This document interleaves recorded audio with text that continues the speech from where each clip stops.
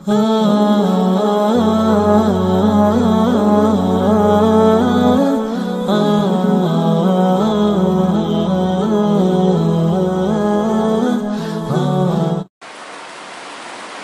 السلام علیکم، میں ہوں منور سلطان اور آپ دیکھ رہے ہیں صفا آن لائن کا خاص پروگرام روبرو۔ ناظرین، نکاح کے ذریعے دو اجنبی لوگ ملتے ہیں، ایک خاندان وجود آتا ہے۔ نکاح کا مقصد آپسی سکون ہے، خوشی و مسرت ہے اور ایک نئے خاندان اور ایک نسل کی افزائش ہے۔ عام طور پہ نکاح کے ذریعے سے یہ مقاصد پورے ہوتے ہیں، لیکن کبھی کبھی یہی رشتہ جو محبت کا ہے، الفت کا ہے، یہ نفرت میں بدل جاتا ہے۔ جس سے سکون حاصل ہونا چاہیے وہاں سکون کے بجائے بے سکونی آ جاتی ہے۔ شریعت میں جہاں اس رشتے کو جوڑنے کے لیے نکاح ہے، وہیں اس رشتہ کو ختم کرنے کے لیے بھی طلاق کا تصور موجود ہے۔ نکاح کو ختم کرنے کی ضرورت کبھی مرد کو ہوتی ہے، کبھی عورت کو ہوتی ہے، کبھی دونوں کو ہوتی ہے۔ اسی لیے جو لوگ شریعت کا علم رکھتے ہیں وہ جانتے ہیں کہ شریعت میں طلاق کا تصور ہے تو خلا کا تصور بھی ہے، فسخ کا تصور بھی ہے، اور اس طرح کی اور بھی چیزیں ہیں جس سے علیحدگی ممکن ہو سکتی ہے۔ لیکن عام طور پہ طلاق کا ذکر کیا جاتا ہے اور اس کو ایسے پیش کیا جاتا ہے جیسے کہ شریعت نے مرد کو سارا اختیار دے دیا ہے اور عورت بے بس اور مجبور ہے۔ اگر کسی وجہ سے عورت اس رشتے کو ختم کرنا چاہے تو اس کے پاس کوئی چارہ نہیں ہے۔ آئیے آج ہم بات کرتے ہیں اسی موضوع پہ۔ ہمارے ساتھ موجود ہیں مشہور عالم دین مولانا ظفر عالم ندوی صاحب۔ مولانا، ہمیں جاننا چاہیں گے کہ شریعت میں طلاق کا اختیار مردوں کو کیوں ہے؟ اگر کسی وجہ سے عورت شوہر سے الگ ہونا چاہے تو کیا اس کے لیے کوئی راستہ ہے یا وہ مجبور محض ہے؟ اس بارے میں آپ کیا کہتے ہیں؟ بہت اچھی بات آپ نے اٹھائی ہے۔ یہ چیز بھی میڈیا میں عام طور پر آتی رہتی ہے اور عام طور پر لوگ آرٹیکل بھی لکھتے ہیں کہ طلاق کا حق صرف مردوں کو کیوں، عورتوں کو کیوں نہیں۔ اس بارے میں شرعی جو اصول ضابطے ہیں اور رہنمائی ہے، اس سے قبل تھوڑی سی ایک تمہید کی ضرورت ہے کہ اصل مسئلہ کہاں ہے۔ دراصل اللہ تعالیٰ نے اس کائنات کو سجانے کے لیے مرد کے ساتھ عورتوں کو بھی وجود بخشا اور دونوں کے ایک ساتھ زندگی گزارنے سے انسانی معاشرہ وجود میں آتا ہے۔ اسلام کا نقطہ نظر یہ ہے کہ مرد عورت کا یہ تعلق یا ایک ساتھ رہنا یہ پاکیزہ انداز سے ہو، پاکیزہ طریقے سے ہو، صاف ستھرے طریقے سے ہو۔ اس کے لیے نکاح کا نظام ہے۔ جانوروں میں یہ نظام نہیں ہے، انسانوں میں ہے تو مختلف جگہوں کے بسنے والوں کے لیے مختلف انداز ہے۔ قبائلی زندگی گزارنے والوں کا انداز الگ ہے اور جو معظم معاشرہ کہلاتا ہے ان کا الگ ہے۔ اسلام جو ایک پاکیزہ معاشرے کا تصور رکھتا ہے، ان کے ہاں اس کا نظام بالکل الگ ہے۔ یہ نکاح کو اسلام ایک مرد عورت کے درمیان کا وہ معاہدہ اور رشتہ سمجھتا ہے جس کے ذریعے سے ایک دوسرے سے منفعت حاصل کرنے اور خوشگوار زندگی گزارنے کا اختیار حاصل ہو، اور اس اختیار میں شریعت نے عبادت کی روح ڈال دیا ہے۔ وہ یہ ایک معاملہ بھی ہے اور عبادت بھی ہے۔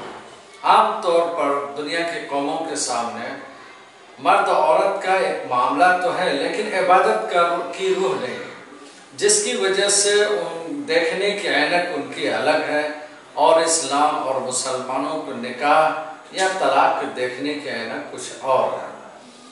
ان دونوں معاملوں میں نکاح ہو یا اس رشتے کو ختم کیا جائے، اسلام ان تمام چیزوں میں کتاب و سنت کی رہنمائی کو سامنے رکھتا ہے۔ اسلام نے رہنمائی کی ہے، اللہ اور اس کے رسول نے پوری طرح سے نکاح کیسے ہو بتایا ہے، اور دونوں میں جدائیگی کی ضرورت پڑے تو وہ بھی اس کے طریقے بتا دیا ہے۔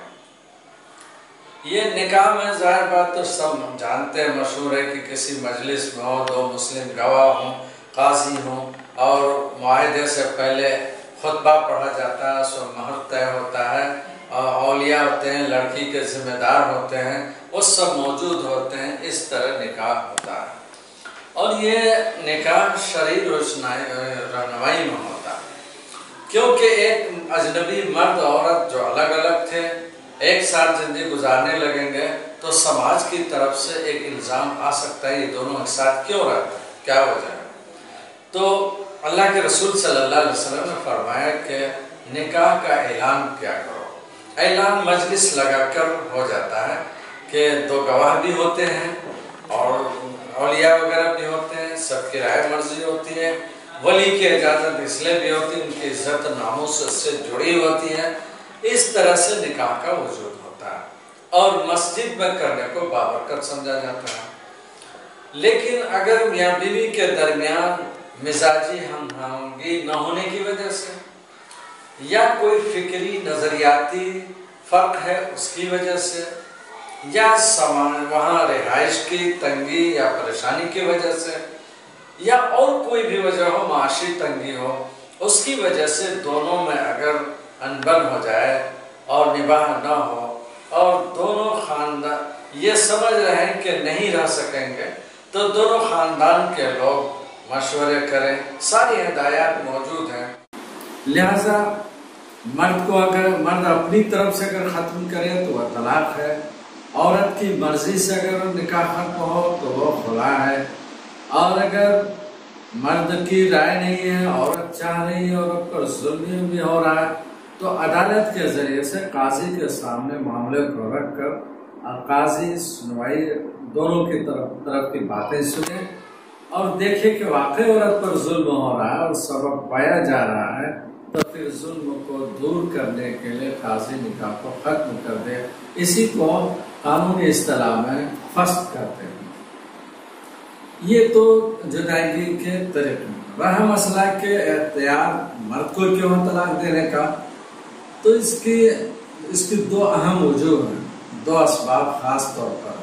نمبر 1، پہلی بات یہ ہے کہ نکاح کا سارا انتظام اسلامی شریعت کی روح سے، اسلام کی روح سے مرد پر ہوتا ہے۔ مرد ہی نکاح کا سارا خرچ کرے گا، وہی نان نفقہ دے گا، وہی مہر دیتا ہے، وہی گھر رہائش کا انتظام کرتا ہے۔ پوری زندگی کے عورت کی زندگی کے سارے مسائل حل کرنا یہ شوہر کے ذمہ ہوتا ہے، وہ پورا مالی بوجھ شوہر پر ہوتا ہے۔ ظاہر بات ہے اب اگر جدائی ہوگی تو اس میں انہی کے اختیار کو دخل ہوگا، کیونکہ جب نان نفقہ، مہر، رہائش سب ان سے متعلق ہے اور فیصلے کا حق عورت کو دیا جائے تو آئے دن یہ مسائل ہوں گے، مردوں پر ظلم ہو جائے گا۔ دوسرا پہلو اس کا یہ بھی ہے کہ خود عورت کو شریعت نے اس لیے بھی اختیار نہیں دیا ہے، فطری طور پر، نیچرلی طور پر عورت میں جذباتیت ہوتی ہے اور یہ جذباتیت ہونا اس کے لیے کوئی عیب نہیں ہے بلکہ یہ اس کا حسن ہے۔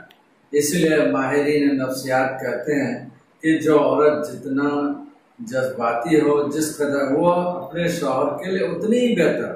ابھی وہ مان لیے غصے میں ہے، تھوڑی دیر بعد پھر وہ شوہر سے گھل مل جاتی ہے، پھر شوہر سے معافی طلبی کر لیتی ہے، اس میں یہ صلاحیت ہوتی ہے، ان کی رائے فوراً بدل بھی جاتی ہے۔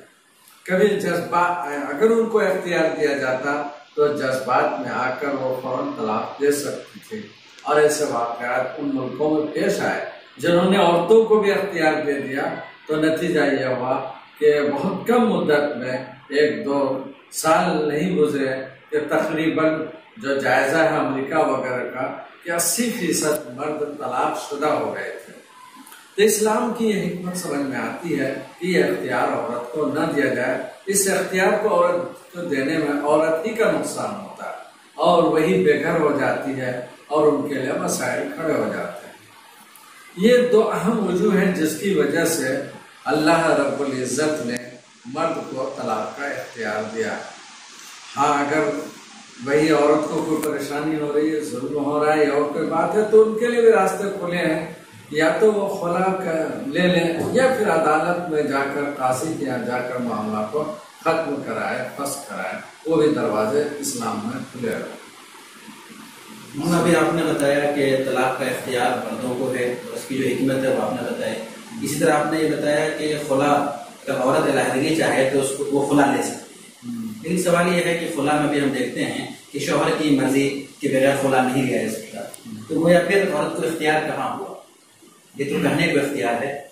ہاں، یہ تو ظاہراً ایسے ہی لگتا ہے، اور مرد کی رائے اس لیے لی جائے گی اور کیونکہ سارا معاملہ مرد ہی سے جڑا ہوا ہے، اور اس تنہا اگر عورت اپنی مرضی سے ہٹ جائے تو اس میں بڑے مسائل پیدا ہوں گے، خاص طور پر چونکہ دان نفقہ، رہائش اور مہر کی رقموں کا مسئلہ، بال بچوں کا مسئلہ، ان کے اخراجات کے مسائل، یہ سب مردوں سے جڑے ہوئے ہیں. تو مرد کا اختیار تو اس میں لازمی ہے. اگر نہ ہو تو پھر ایک بڑا حرج واقع ہوگا، پھر ایک سلسلہ چلے گا لمبا. اسی لیے اس میں مرد کی رائے لینا ضروری ہوتا ہے. البتہ مرد کو ہدایت ہے کہ اگر عورت جدائی چاہ رہی ہے تو شوق سے ان کو جدا کر دے، آسانی سے ان کو جدا کر دیں، رکھنا تو رکھیں تو جدا کر دیں. بہت بہت شکریہ، جزاک اللہ خیر. ویڈیو کے نیچے سبسکرائب کے بٹن پہ کلک کریں، بیل کے آئیکن پہ کلک کیجئے تاکہ ہر نئی ویڈیو کی نوٹیفیکیشن آپ کو مل جائے.